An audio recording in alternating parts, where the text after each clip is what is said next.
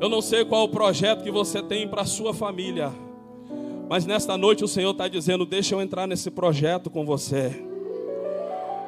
Eu não sei qual o sonho que você tem sonhado, mas o Senhor está dizendo: deixa eu entrar nesse sonho com você. Deixa eu mudar essa história. Tem coisa dentro desse projeto que precisa ser traçado, precisa tomar um rumo diferente, e você ainda não conseguiu enxergar. Às vezes você está batendo com a cara na parede, e você está tentando, dando murro em ponto de faca, e nada dá certo, e é Deus falando: ei filho, eu estou evitando você passar, porque se você passar vai ter morte. Agora se você olhar e entender o que eu preciso fazer, eu entro e mudo o projeto ainda hoje. O foco principal não é falar da história dos reis, mas sim falar do relacionamento que eles tinham com Deus. E Levítico vai mostrar como o povo pecador podia viver em comunhão com Deus. São dois textos distintos. Porém, aqui nesses dois textos existe algo em comum, que é lenha. Lenha é algo em comum que eu encontro nesses dois textos.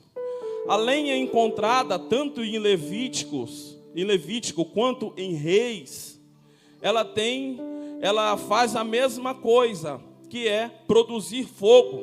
A lenha, ela produz o fogo. Mas o que muda então de dois textos distintos, e o que eu acho aqui em comum é lenha, e essa lenha produz fogo. O que muda aqui? O que muda é o objetivo do fogo. Porque em Reis tem um objetivo, esse fogo. Já em Levítico, o objetivo do fogo é outro. Quando nós olhamos aqui em Reis, nós vamos nos deparar com uma situação emblemática, onde traz para nós grandes lições através desta história. Porque aqui o profeta Elias, quando ele sai do ribeiro, Deus manda ele para Sarepta, e quando ele chega à porta da cidade, ele vai encontrar uma mulher, e essa mulher está apanhando lenha. E Deus já havia dito para ele que enviaria que ali, quando ele chegasse naquela cidade, uma mulher viúva iria sustentar o profeta. E quando ele chega à entrada da cidade, ele encontra uma mulher. Essa mulher está apanhando lenha. E quando ele olha para ela, ele pede para ela que lhe dê um pouco de água. Até então, já era uma situação difícil, porque estava havendo uma seca, que o próprio Elias havia profetizado que não choveria sobre Israel. Estava havendo uma seca muito grande, então pedir água já era algo incomum, não era normal chegar na casa de alguém naquela época e pedir um copo de água. Elias, ele pede para aquela mulher um copo de água. Aquela mulher sai para buscar o copo de água para Elias. Enquanto aquela mulher está indo buscar o copo de água, ela recebe uma outra ordem de Elias. Ele chega para ela e chama ela está saindo, ele fala: ei! Ela volta, ele fala: traz para mim também um bolo, um pão na sua mão. Aí agora aquela mulher, ela fala assim: aí, viva o Senhor teu Deus, que a sua serva não tem nada, que a sua serva só tem uma botija de azeite e um pouquinho de farinha na panela. E ela diz assim: e veja aqui, eu estou a apanhar 2 cavacos, e com esses 2 cavacos de lenha, eu vou fazer um pão, vou fazer um bolo para eu comer e o meu filho. E após a gente comer, a gente vai morrer. Se você parar para observar, com 2 cavacos, você não vai cozinhar muita coisa mesmo. Aquela mulher não tinha perspectiva mesmo. O objetivo do fogo dentro de Reis era para acender, comer e morrer. Essa é a diferença dos objetivos. Aqui em Reis, o objetivo era acender o fogo, fazer o último alimento, comer e morrer. E não tinha mais o que fazer. Acabou por ali. Comeu e morreu. Esse era o objetivo dessa mulher. Cozinhar a última refeição. O último alimento. Ela cozinharia para si e seu filho. E ali eles iam comer e iam morrer. o objetivo do fogo que essa mulher estava prestes a acender era para viver os últimos momentos da sua vida. Era para viver os seus últimos instantes. Quem sabe eu estou pregando esta noite para alguém que entrou aqui esta noite com apenas 2 cavacos de lenha. Quem sabe você entrou aqui com nada mais e nada menos que 2 cavacos de lenha. E o seu objetivo quando você entrou aqui é dizer assim: Senhor, eu não aguento mais. O que eu tenho é muito pouco. Só 2 cavacos de lenha. Porque o alimento que eu tenho também não é para muita coisa. E o Senhor te trouxe aqui esta noite, porque Ele quer te dar um direcionamento. Ele quer mostrar para você que esses 2 cavacos que você trouxe consigo não pode ser o fim. Para você, para aquela mulher, os 2 cavacos de lenha que ela tinha era o fim. Mas isso era o fim enquanto estava na mão dela, enquanto o projeto estava com ela. Porque ela olha para o profeta e vai falar assim: o que eu tenho é isso daqui. Eu vou cozinhar e nós vamos morrer. Aí o profeta olha para ela e fala assim: ó, é o seguinte, faça como você disse. Ele não retira o que aquela mulher tinha planejado. Olha aqui, versículo de número 13, do capítulo 17, 1 Reis. E Elias lhe disse: não temas, vai e faça conforme a tua palavra. Porém fazei disso, primeiro para mim, um bolo pequeno, e trazei-mo para fora. Depois fazei para ti e para teu filho. Perceba que todo o projeto, toda a ideia daquela mulher, o profeta não desfez. Ele falou: tá bom, faz como você falou. Só que aqui ele deixa uma deixa para ela. Só que tem um porém. Se você fizer primeiro para mim, se você priorizar a mim, aí tem uma mudança de chave, tem uma virada de chave no negócio. A partir do momento que ela decide priorizar Deus. Agora aqui depende dela. Agora você pensa se...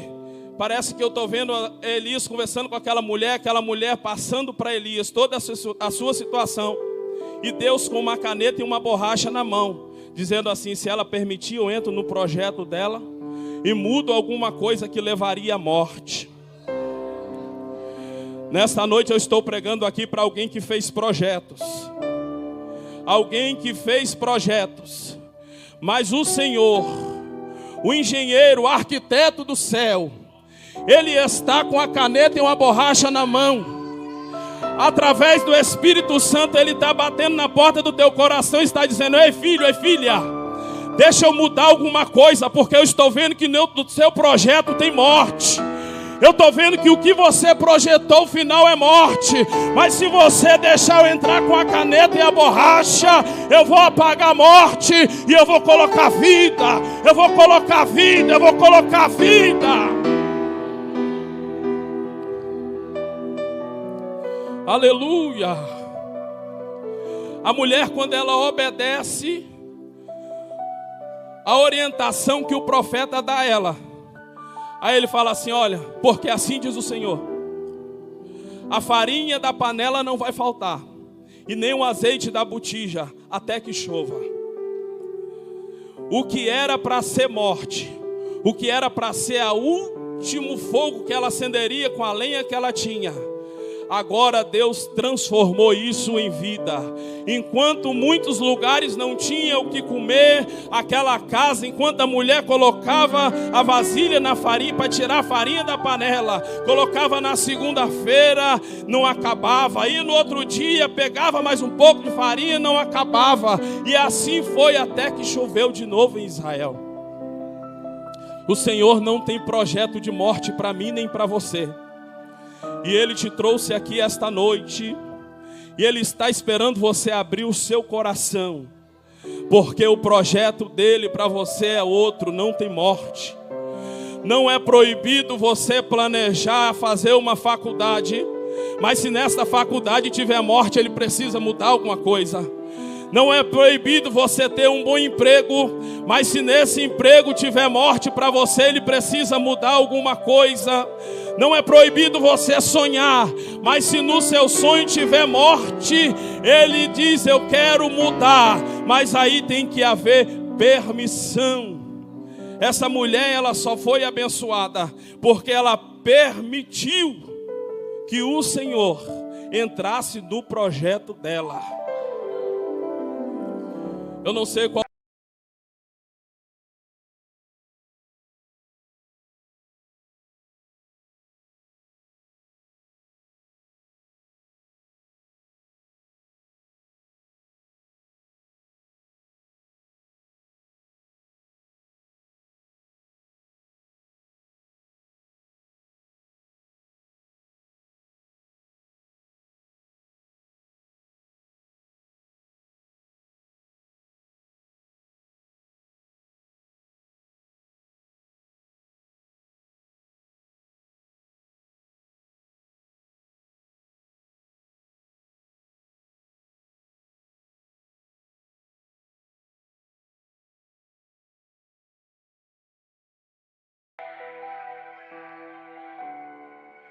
era lenha para fazer a última refeição. Lenha para fazer a última refeição é viver uma inconstância diante de Deus. É viver momentos inconstantes. É viver momentos em que hoje você está bem e amanhã você não está. É viver momentos em que hoje você está glorificando, amanhã você já não tem mais força para glorificar. Você está com os últimos 2 cavacos para queimar. Acabando essa lenha, não tem mais jeito. Talvez seria o último culto. Talvez seria o último dia que você daria glória a Deus, e quando você saísse por essas portas, você não teria mais lenha para queimar no culto de terça-feira, no culto de quarta, de quinta, de sexta, de sábado.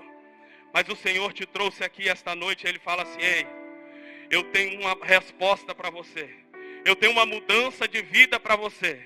E enquanto você estiver ouvindo a minha palavra, você vai continuar tendo lenha, porque eu sou alimento. E quando Deus deu alimento para aquela mulher, 2 cavacos não foi mais o suficiente. Todo dia ela precisava pegar lenha. Quando nós recebemos o alimento do Senhor, nós todo dia queremos buscar mais lenha e estar na presença dEle. Esse objetivo aqui de 1 Reis, nós vamos ver esta mulher com esta lenha pela última vez. Que o objetivo era acender o fogo e depois morrer, e nada mais e nada menos. E quando a gente chega em Levítico, nós encontramos um quadro diferente. Porque aqui nós vemos o sacerdote. Moisés, ele recebe a lei do holocausto. E ele vai passar para os sacerdotes. Ele vai dizer: olha, o sacerdote, ele precisava todos os dias colocar lenha no holocausto. O holocausto queimava a noite inteira, mas pela manhã o sacerdote precisava colocar lenha de novo no holocausto. Não podia deixar em momento algum de colocar essa lenha sobre o holocausto. Todos os dias pela manhã a Bíblia diz que ele colocava essa lenha. O fogo não podia apagar. Tinha que ser continuamente, o fogo tinha que ser continuamente. Todos os dias precisava ter fogo no holocausto. E para que houvesse esse fogo contínuo no holocausto, o sacerdote precisava colocar lenha toda manhã.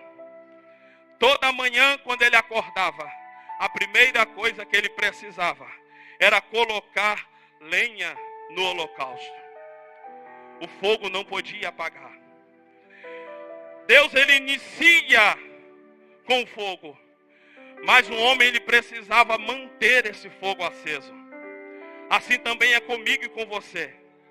Nós chegamos em um culto, chegamos em um congresso, e nós recebemos, somos cheios do Espírito Santo. Aqui nós choramos, nós adoramos, nós congratulamos. Mas quando nós saímos da porta para fora, nós não podemos deixar de colocar lenha. Lenha é uma manutenção que esse fogo precisa para se manter aceso. Se você comprar um carro zero e você não der manutenção nesse carro zero que você comprou, esse carro vai se acabando aos poucos. O óleo vai ficando velho, já não funciona como funcionava antes. Os pneus vão ficando carecas, já não responde como respondia antes. Então nós precisamos de dar manutenção. Então quando nós recebemos o poder, quando nós somos consumidos por esse fogo do Espírito Santo, se eu não der manutenção, se eu não colocar lenha sobre esse holocausto todos os dias, esse fogo se apaga. Mas a ordem de Deus aqui para o povo para os sacerdotes, o fogo não pode se apagar. Eu imagino esse sacerdote quando ele acordava todo dia de manhã, que ele lembrava dessa ordem. O sacerdote não é como essa nossa geração. Às vezes acorda com os olhos fechados, a gente primeiro quer procurar o celular.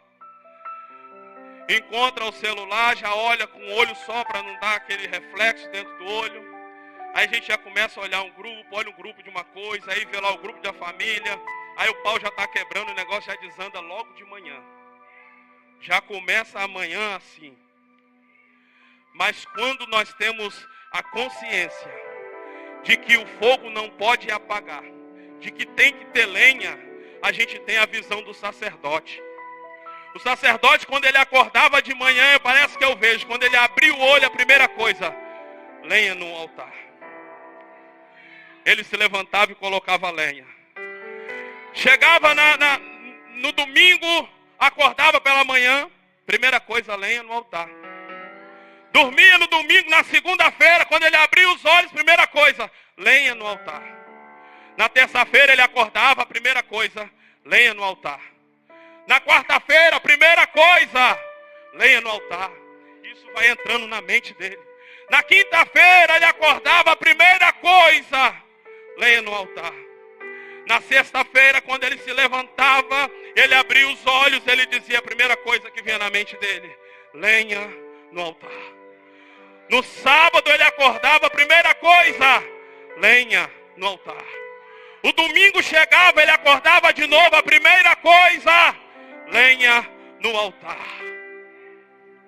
Não tinha tempo ruim, não tinha tempo bom. O intuito era colocar lenha no altar. Mês de janeiro, lenha no altar. Fevereiro, lenha no altar. Março, lenha no altar. Abril, lenha no altar. Maio, lenha no altar. Junho, lenha no altar. Julho, lenha no altar. Agosto, lenha no altar.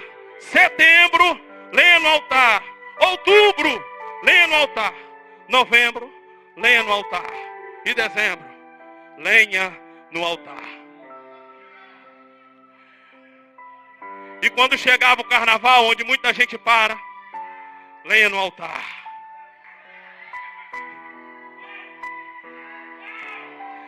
Emaia chore que levantará barrai. Quando chegava na Páscoa, que muita gente nem entende o que é, lenha no altar. Eu não paro por causa da Páscoa. Eu não paro para pular carnaval. Quando chegava a festa junina, eu não paro para ir dançar quadrilha, nem tampouco para ir pular para São João, porque eu tenho lenha no altar. Quando chegava Natal, eu não paro para beber cachaça, tomar champanhe, tomar cerveja, porque eu tenho lenha no altar. Quando chegava virada de ano, eu não paro para beber no final de ano, porque durante todo o ano eu estou colocando lenha no altar. Aí tem gente que fala assim, chegou o final de ano, eu fui convidado para a formatura da escola, eu fui convidado para um churrasco, só que eu não vou porque eu sei que lá tem tanta coisa lá, eu tenho medo de chegar lá e não suportar. Ei, se você está o ano todo colocando lenha no altar, você chega na formatura, você muda o ambiente. Onde você chega, o ambiente é mudado, porque você tem lenha no altar. Aleluia. Esses dias eu fui na formatura do Isaac na escola, de prezinho, passando para a primeira série. Era uma formatura normal, até uma professora começar a cantar. Quando aquela professora começou a cantar, parecia um culto. Lenha no altar, o ambiente não muda você.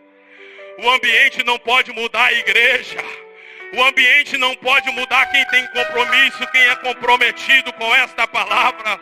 Eu ficava pensando como o sacerdote, uma vez por ano, ele entrava dentro do Santo dos Santos. Eu ficava pensando, mas como esse camarada ele vai fazer isso? Porque se ele não entrar em total santidade, nem de lá ele sai vivo. Aí quando a gente vê aqui o holocausto, todos os dias ele acordando pela manhã e colocando lenha no altar, eu entendo que quando chegava uma vez por ano, ele não estava com medo, não estava preocupado, mas ele estava ansioso para entrar na presença do Altíssimo, ansioso para entrar na presença do Deus o Todo-Poderoso.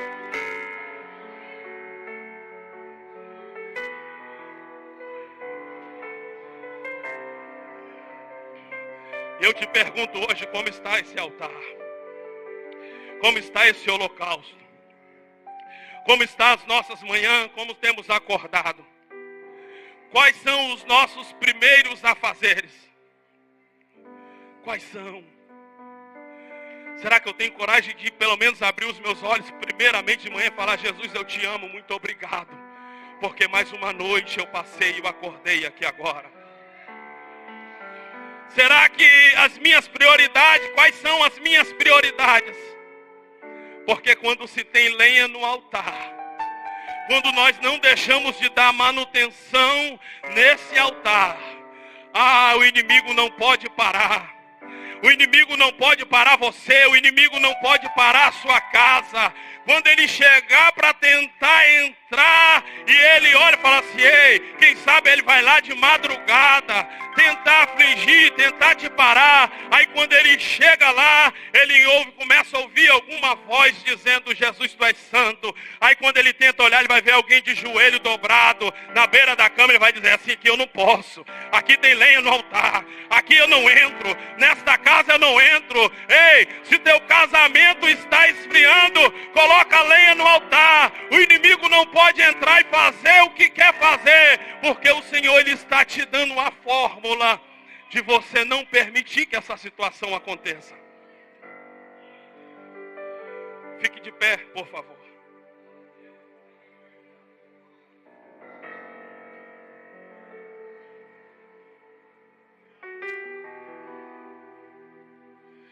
Se o inimigo pensou em te parar, ou quem sabe você entrou aqui esta noite com os últimos 2 cavacos de lenha. Eu vou queimar esse e daqui para frente acabou para mim. O Senhor te trouxe aqui esta noite. Ele está dizendo: se você entender a minha ordem, se você entender o que eu tenho para você e priorizar, e me priorizar, nessa noite eu sou capaz de mudar esse quadro e mudar esta história. Nesta noite eu sou capaz de mudar esta história que estava perto de se acabar. Nesta noite eu sou capaz de mudar essa história que o final seria morte. E o Senhor nesta noite ele te trouxe aqui e você vai sair daqui esta noite. Eu não sei como você tem acordado na sua segunda-feira, mas eu quero fazer com você um compromisso aqui, diante de Deus. Antes de qualquer coisa, amanhã quando você acordar, lembra só de uma palavra: lenha. Lembra de uma palavra: lenha. Acordou, abriu os olhos: lenha. Quando você lembrar de lenha, aí você vai lembrar que tem um holocausto, que tem um altar, e que esse fogo jamais pode se apagar. Esse fogo não se apagará. O grupo de louvor, nós vamos finalizar, tem a apresentação. E nesta noite, você que entrou aqui, está fraco na fé. A lenha que você tinha se esgotou. Eu quero te convidar. Você parou no meio da caminhada. O seu projeto foi de morte. O seu projeto foi de desistir de tudo. Aquela mulher, ela desistiu de tudo. Para ela tudo estava acabado. Era a última refeição. Você, quem sabe, entrou aqui esta noite achando que seria seu último culto. Quem sabe você entrou aqui esta noite achando que não tem mais jeito para você. O Senhor te arrancou da tua casa esta noite. Te colocou assentado neste banco. Não foi por acaso, não. Você não veio aqui por vir, não. Antes da fundação do mundo, Deus já conhecia você. Já sabia de você. Ele sabia que você entraria por estas portas esta noite. Ele te trouxe aqui porque Ele não quer te perder. Porque Ele não quer ver você com a chama apagada. Ele te trouxe aqui para reacender essa chama. Essa chama que um dia se apagou. Por algum motivo essa chama se apagou. Mas o Senhor te trouxe aqui, Ele manda te dizer: ei filho, ei filha, está na hora de você recomeçar. Está na hora de você tomar um rumo diferente.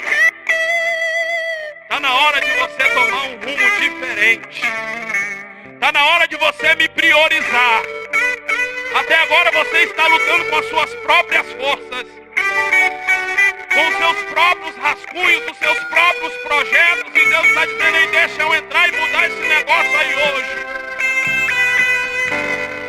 A porta que você está esperando abrir, você está batendo nela e ela não abre. E Deus está falando assim: ei filho, ei filha, essa porta pode se abrir, mas para que ela se abra eu preciso mudar alguma coisa, porque eu não posso te perder. Eu quero te convidar aqui esta noite. Você que desistiu, quer voltar para o caminho do Senhor, saia do teu lugar, Senhor. O inferno, ele te perdeu. Porque esta noite você saiu da tua casa e Deus te trouxe neste lugar para falar ao teu coração que ainda há esperança para você. Ainda há esperança para a tua vida.